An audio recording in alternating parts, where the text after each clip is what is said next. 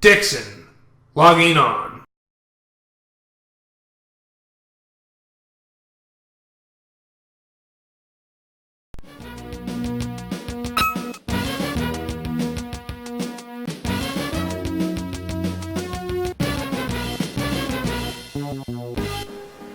How's it going, everyone? This is trying to get caught up in my side series, The Exhibits. And in this exhibit video, I'm going to be talking about an obscure game console that not many people owned. And it was the last video game console made by Atari. And that console is the Atari Jaguar.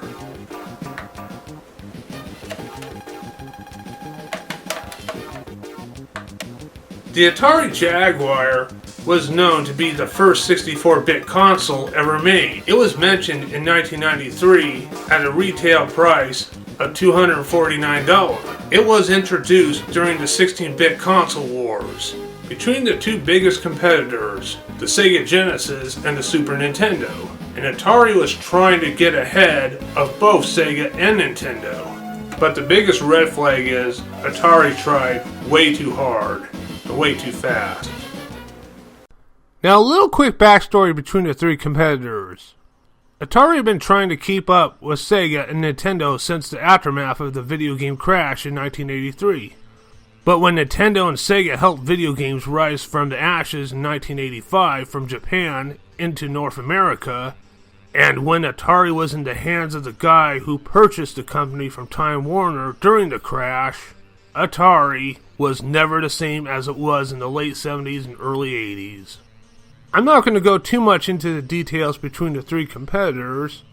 I'm pretty sure gamers back then remember the 16-bit Super Nintendo and the 16-bit Sega Genesis pretty much knows what direction that the supposedly 64-bit Jaguar console went into. Or if you don't remember, check out Angry Video Game Nerd's Atari Jaguar reviews. He did 2 video parts of it, and he's got the details about the history between the three competitors explained. Come to think of it, AVGN convinced me to get an Atari Jaguar console in the first place, because of games like Tempest 2000 and Alien vs. Predator. Since the resurrection of video games in 1985, Atari was always in third place. In the 8-bit wars, the Atari 7800 was a pretty decent 8-bit console for its time. It had decent games, and it was backwards compatible with the classic Atari 2600 games and its controllers. But the Atari 7800 had very little to offer compared to the Nintendo Entertainment System and the Sega Master System. Now, during the beginning of the portables since 1989, the Atari Lynx did have a promising touch, but it had many issues, and once again, it had very little to offer compared to the Nintendo Game Boy and the Sega Game Gear. So once again, Atari ended up in the third place. Now, during the 16-bit wars, I think Atari knew that both Nintendo and Sega were on top of the world. So Atari tried to take advantage over the 16-bit cartridge consoles and the 32-bit CD-ROM consoles with the idea of Atari being a 64-bit console. Atari had a $5 million manufacturing deal with IBM. The Atari Jaguar console was only marketed in the New York and San Francisco Bay areas under the slogan, "Do the math." Okay, let's do the math. 8 times 2 equals 16. 2 8-bit consoles makes one 16-bit console. 16 times 2 equals 32. 2 16-bit consoles makes one 32-bit console. 8 times 8, which means 8 consoles, makes a 64-bit console. And 16 times 4 makes 4 16-bit consoles, one 64-bit game console. 8 times bigger than the Nintendo Entertainment System and the Sega Master System. 2 times bigger than the 32-bit CD-ROM systems, such as the 3DO or the CDI. And 4 times bigger than both of the 16-bit consoles, the Sega Genesis and the Super Nintendo. The 2 consoles on top of the world. So that pretty much makes it and 4 times bigger than the two 16-bit consoles that are on top of the world. Yeah, I think I get it. Do the math. Well, I did, and I have a few answers. And for the look of some of the games, the answers were wrong. But also for the look of some of the games, they have the right answers. Or close to the right answers. I'm not sure how any of the games will be really accurate to the 64-bit. More likely it's either 16-bit or 32-bit. Yeah, I think you get the picture. Well, the Atari Jaguar had a Motorola 68000 16/32-bit control processor, plus a 32-bit GPU processor, which is called the TOM chip, and a 32-bit digital signal processor, which is called the Jerry chip. Yeah, they named both these chips right after the Tom and Jerry cartoons. With a CD quality 16-bit sound stereo chip. And speaking of 32-bit, Atari was originally aiming for a 32-bit console called the Atari Panther, but they decided to try and go for the 64-bit Jaguar idea. And as I just mentioned, the Atari Jaguar had multiple 32-bit processors, which makes it difficult for certain game developers to make games for the Jaguar console. I mean, the combination of processors do work for some games, and the Atari Jaguar had a decent library of games, but most of them didn't compare to what both of the 16-bit consoles had to offer.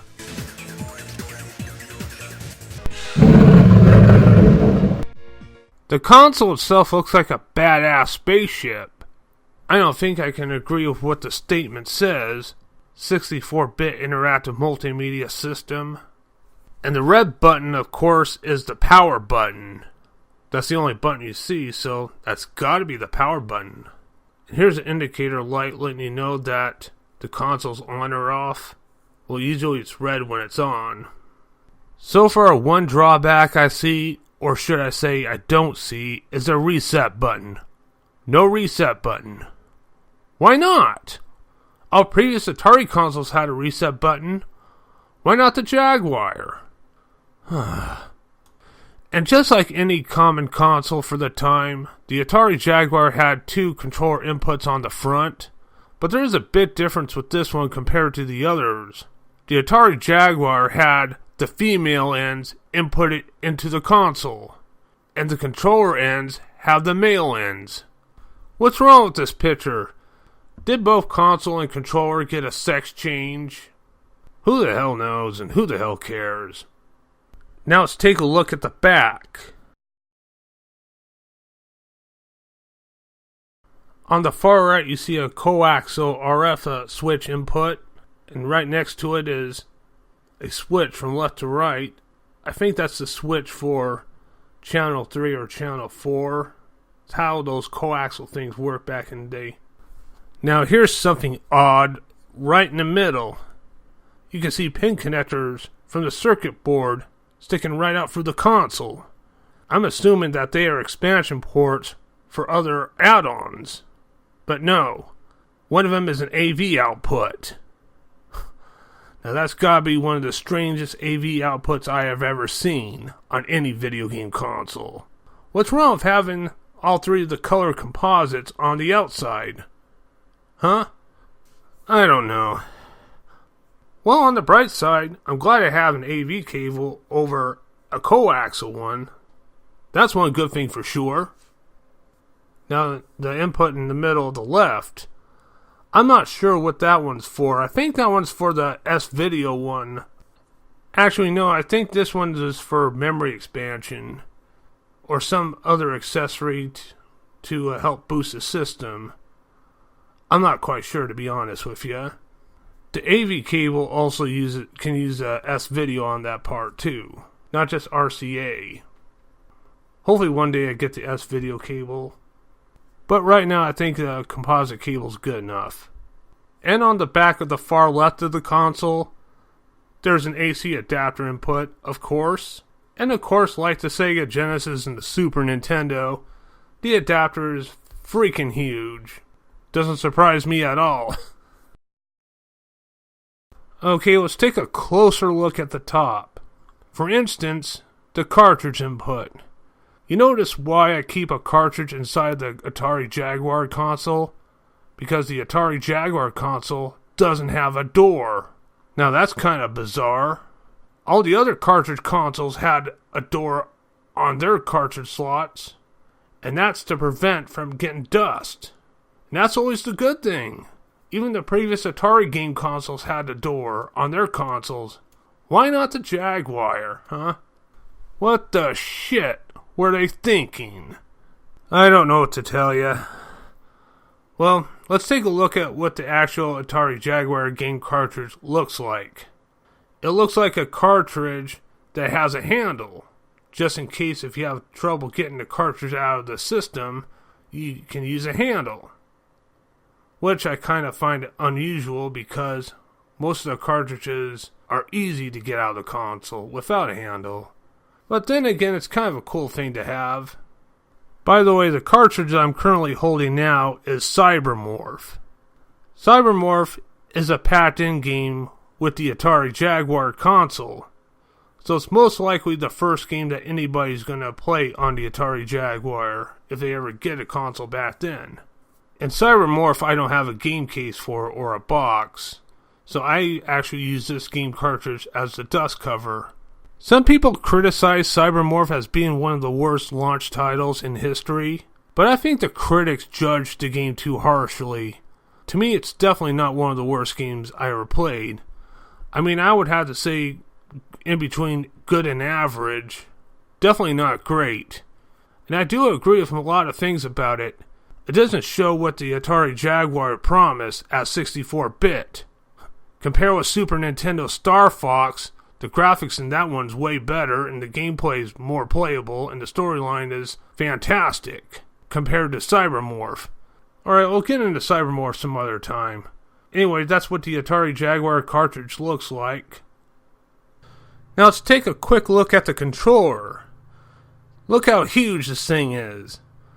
Well, it's not really that bad though in general. I kind of find it the numeric keypad on a controller is kind of odd, but then again Atari Jaguar needed to have more accessible buttons. But I also find the top disappointing that it has 3 buttons and no shoulder buttons. Ah, come on, the Super Nintendo had the shoulder buttons and 4 buttons on front of the controller. Now the Atari Jaguar has no shoulder buttons, but it has 3 buttons on front just like the original 3-button Sega Genesis controller does. Well, with the exact opposite, the original 3-button Sega Genesis controller has ABC. But the Jaguar controller is backwards. It's CBA. What the heck? And speaking of backwards, you notice that the 2 pause button and select button on each Nintendo console had a select button on the left and a start button on the right. And usually the start button is the pause button and the select button is the option button. But once again, it's totally the opposite. The pause button is on the left and the option button's on the right. So far this Jaguar console is pretty much backwards when it comes to everything, compared to the other competitors. And back to the 3-button part, roughly a few months before, or maybe a year, the Sega Genesis updated their controller to a 6-button controller. The Atari Jaguar could actually at least had 6 buttons on it, if not shoulder buttons. That way it'll be more easier for like fighting games, for instance. But one thing cool about the Atari Jaguar controller for the numeric keypad is you can get overlays that comes with each game. Well, I think each game that needs overlays, such as Cybermorph, since that one you can actually change different camera angles, or a first-person shooter game so you can select weapons easier. Something like that. I thought that was a really cool idea. The only issue is I don't have all the overlays for all the games that are required or that are needed. You don't actually have to have them, though. It just would be nice to have, so that way it'll tell you right off the bat instead of reading the instruction book or just guessing. And I already explained about the controller input, about that one being a male end and the output on the Jaguar being a female end. The Atari Jaguar controller is not really that bad, though. I mean, it's huge, I do agree about that, and I do kind of find it odd for the numeric keypad in certain ways for some games. But then again, some games can actually use that feature, especially with camera angles and first-person shooters when it comes to weapon selecting. And it is a huge controller, I agree, but it's light, and I got big-ass hands, so I don't have anything to worry about. And the D-pad can be kind of clunky at times, but then again, as long as it works, it works.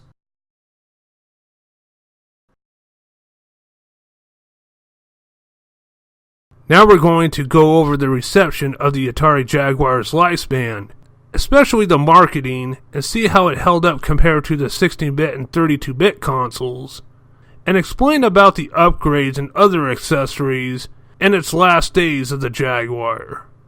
The main focus from that era was the number of bits. 8-bit, 16-bit, 32-bit, 64-bit, you name it. The Bit Wars. I already explained most of that stuff earlier, so there's no point in getting into any further details again.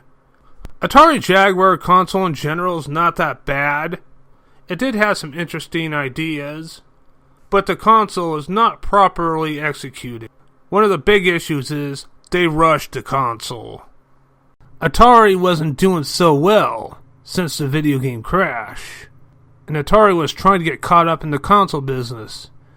And during the 16-bit era between Sega and Nintendo, Atari knew that the two competitors were 16-bit, so they tried to get to the point of getting way ahead of both Sega and Nintendo with the 64-bit made in the USA idea at a price point of $249 US. And a lot of gamers got suckered in with a mediocre library of games, a bizarre type of controller with a numeric keypad and 3 buttons with an uncomfortable feedback, plus a mediocre patent flying game Cybermorph that didn't have a proper presentation compared to the Super Nintendo Star Fox. But at least during the first year of the Jaguar's lifespan, they did have some awesome game releases like Tempest 2000, Alien vs. Predator, Wolfenstein 3D, Doom, and Iron Soldier. At least the Jaguar still has some sort of appeal. But their focus on bits was mainly closest to the 32-bit than 64-bit. After all, like I mentioned before, the Jaguar used multiple 32-bit processors, and I think of what they were thinking with the combination of those processors, they can equal them both to a 64-bit console. I bet you that's what they were trying to aim for. But that's what made it more confusing, especially for third-party developers to make games on. And even with the Jaguar being more likely a 32-bit console and not a 64-bit as they claim to be, still some 3D games are lackluster. And the third-party games they have on the Jaguar, that's also on both of the 16-bit consoles like Flashback, isn't any different. In fact, the Jaguar versions are most likely inferior to both of the 16-bit counterparts. And of course we gotta bear in mind, Atari Jaguar reminded us that bits, or graphics, isn't everything. Approximately within a year and a half later after the Jaguar was released, they dropped the price to $149 US. That did help out the Jaguar console for gamers who want to get their hands on awesome games like Tempest 2000, but Atari was still way behind their competitors compared to what Nintendo and Sega had already accomplished. And Atari even held themselves back compared to what the 32-bit CD-ROM consoles like the Panasonic 3DO and Philips CDI had to offer, especially by the end of 1995, when 32-bit CD-ROM consoles were really starting to go to town for the next generation. Well, during that time as far as I remembered. But I do remember a few Atari Jaguar commercials, like this one for instance. This controls rational thought. Why would I buy a 32-bit system for $300 when I can get a 64-bit Jaguar system for $149? I'm assuming he was referring to the 3DO and CDI consoles, since the Sega Saturn and the Sony PlayStation wasn't released until the end of 1995. And both Sega Saturn and Sony PlayStation were also priced at $300, and they were 32-bit consoles as well. I'm not sure which 32-bit system he was referring to when he made that statement, but I do know it's not the 32X add-on for the Sega Genesis because that one was under a $200 range. Now I must answer the question to the statement made in that commercial. Why would I buy a 32-bit system for $300 while I can get a 64-bit Jaguar system for $149? Well, I have an answer. First of all, the Jaguar system is not a 64-bit console as it's claimed to be. Not as far as I can tell. And second of all, 32-bit consoles like the 3DO or Sega Saturn or Sony PlayStation have better games, better controllers, and better graphics. And third of all, as far as I can tell, the 32-bit consoles don't mislead their consumers into thinking of what the system really is. And when a consumer buys a product and finds out the truth that the product is not what it's made out to be. You see, Atari weren't just trying to get ahead of the 16-bit consoles, they were trying to get ahead of the 32-bit CD-ROM consoles, including the future CD-ROM consoles like the Saturn and the PlayStation. But the Atari Jaguar failed to impress all ends by using the 64-bit thing as a disguise to sucker consumers into buying one of their consoles with false advertisement commercials like this one. This is what really got Atari canned for sure. Which reminds me, while we're on the topic of CD-ROMs, and boy, this is going to get worse too. In September of 1995, about 2 years after the unsuccessful Jaguar console was released, Atari was about to make another blow. And boy, they did make another blow. A Jaguar CD add-on peripheral for $149 US. Yeah, a CD add-on peripheral, which I currently don't own, by the way. The Jaguar CD add-on unit doesn't go into an expansion port like the Sega CD add-on for the Sega Genesis Model 1s or 2. The Jaguar CD add-on unit can be inserted into the Jaguar cartridge input.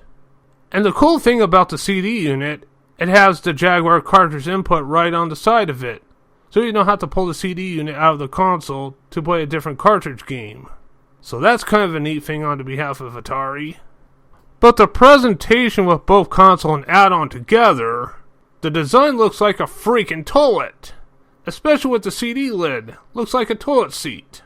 And putting a CD and closing the lid and hitting the power button on the Jaguar feels like you're flushing the turds down the toilet.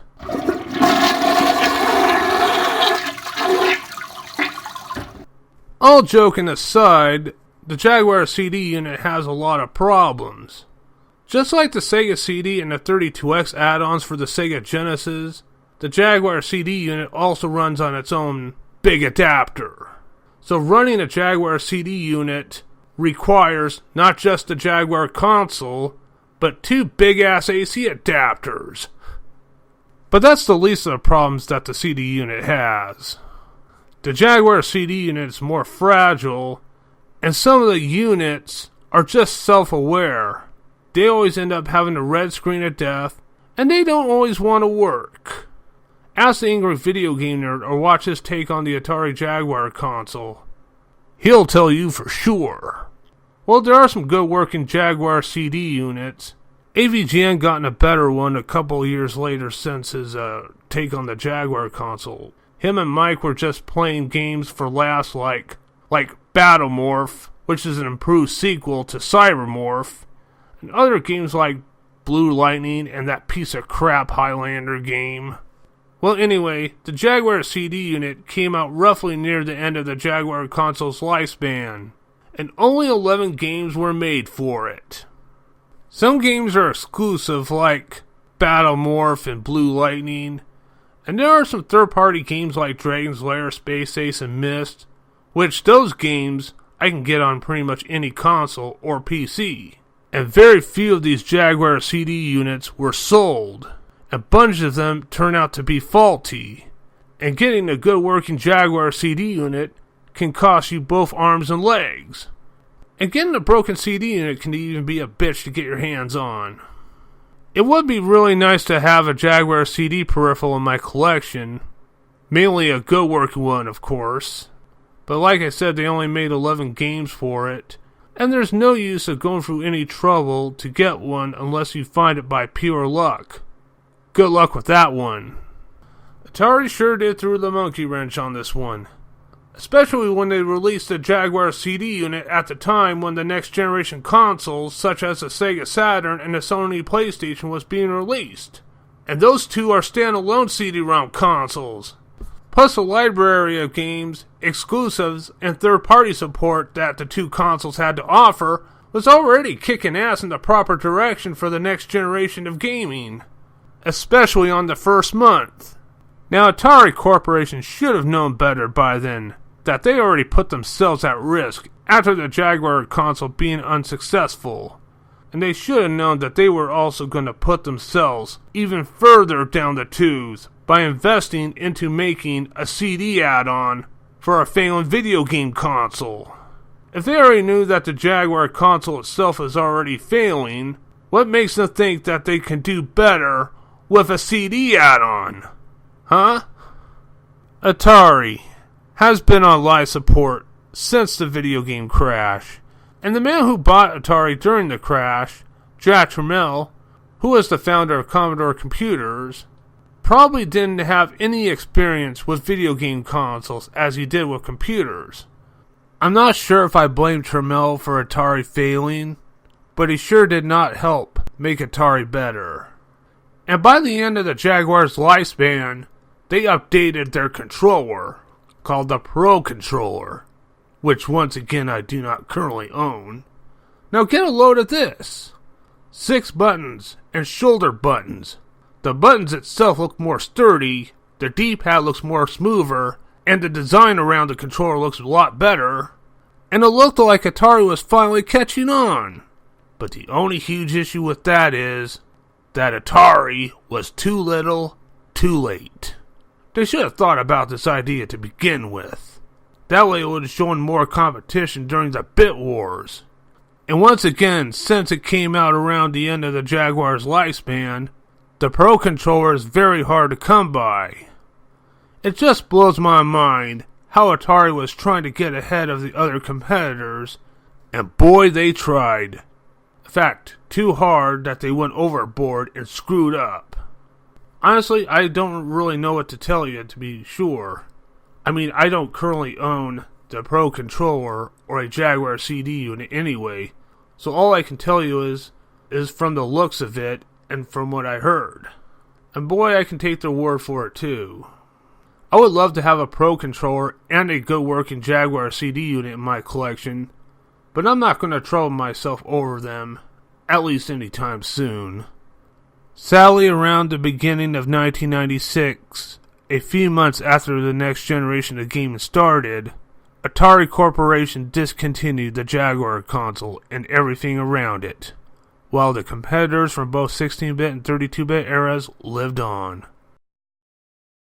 And the Jaguar console and the Jaguar CD add-on were the last game console and add-on made by Atari.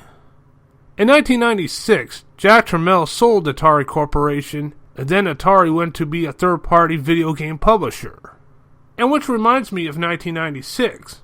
By the end of 1996, Nintendo was also releasing a new video game console, which was the last video game cartridge console till this day. And it was also a true 64-bit console. Unlike the Atari Jaguar, Nintendo really did live up to the 64-bit name, and it was successful. And that console is the Nintendo 64. See, Nintendo had their patience to release the next big thing. It's just that Atari wasn't too straight during the previous generation, or the few generations before that. But regardless of the downsides and the upsides, the Jaguar console did have some sort of appeal, like awesome games like Tempest 2000, Iron Soldier, Alien vs. Predator, ports of Wolfenstein 3D, and Doom. And we gotta give Atari all sorts of credit.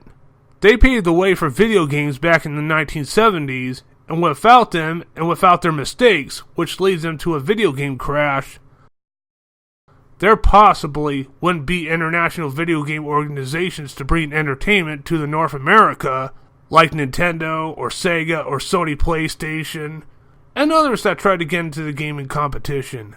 So Atari was a prime innovator from day one, even though they did have a lot of flaws till the end. But still, regardless if they failed or not, everything in Atari has a place in history. There's not much more to tell about the Jaguar console, but if I get any more Jaguar games, I will keep you posted, and plus I will try to get into full episodes of some of the games that I already have. And the Jaguar is still a decent console, and if you manage to find a good working one for a fair deal, I would recommend it. I hope you all enjoyed the exhibit tour. Please do like, subscribe, or leave a comment below. Or if you have any Jaguar games you request me to do and how should I react while doing the review, please do name the game below, and I will do whatever I can to follow that request. Thank you all very much for watching. Dixon, logging out.